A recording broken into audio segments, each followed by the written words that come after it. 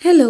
Malankara orthodox സഭയില് ഈ year 3 നോമ്പ് വന്നത് 26, 27, 28 തീയതികളിലായിരുന്നേ. ജാനുവരി 26 ഓഫ് ഡേ ആയിരുന്നതുകൊണ്ട് തന്നെ പള്ളിയിൽ 3 നോമ്പ് ധ്യാനത്തിന് പോകാൻ പറ്റി. രാവിലെ 10:30 ആയപ്പോൾ 3-ാം മണി നമസ്കാരം സ്റ്റാർട്ട് ചെയ്തു. അതേ ദിവസം ധ്യാനം നയിക്കാൻ ഇടവകയിൽ വന്നത് ഫാദർ മർക്കോസ് എടക്കരയാണേ. പക്ഷേ ദീപു മാർട്ടിൻസ് അച്ഛൻ എന്ന് പറഞ്ഞാലാണ് എല്ലാവർക്കും അറിയാവുന്നത്. സഭയില് അച്ഛന്മാര് പട്ടം സ്വീകരിക്കുമ്പോൾ അവരുടെ ഒഫീഷ്യൽ നെയിം കൂടി ചേഞ്ച് ആവാറുണ്ട്. ബാപ്റ്റിസം നെയിമിലേക്ക് മാറും.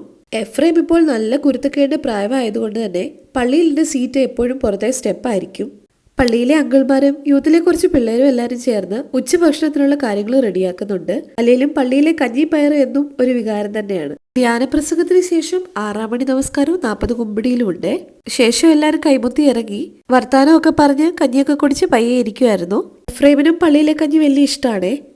കഴിഞ്ഞ ദിവസം ഈ വീഡിയോ വോയിസ് ഓവർ ഇല്ലാതെ ഇട്ടപ്പോൾ കുറെ പേർ എന്നോട് വോയിസ് ഓവർ ആഡ് ചെയ്യാൻ പറഞ്ഞു. നിങ്ങൾ തരുന്ന സ്നേഹത്തിനും സപ്പോർട്ടിനും ഒരുപാട് നന്ദി. അച്ഛൻ വികാരിയായിരിക്കുന്നത് ഇവിടെ തോട്ടയ്ക്കാടുള്ള സെന്റ് മേരീസ് ബേത്ലഹേം പള്ളിയിലാണേ. അവിടെ 3 നോമ്പ് ധ്യാനം വൈകിട്ടായിരുന്നു. അച്ഛയുടെ ഫ്രണ്ട് കൂടിയായ ജോജി അച്ഛനാണ് ധ്യാനം നയിച്ചത്. സോ ഞാൻ വൈകിട്ട് അവിടെ കൂടെ പോയായിരുന്നു.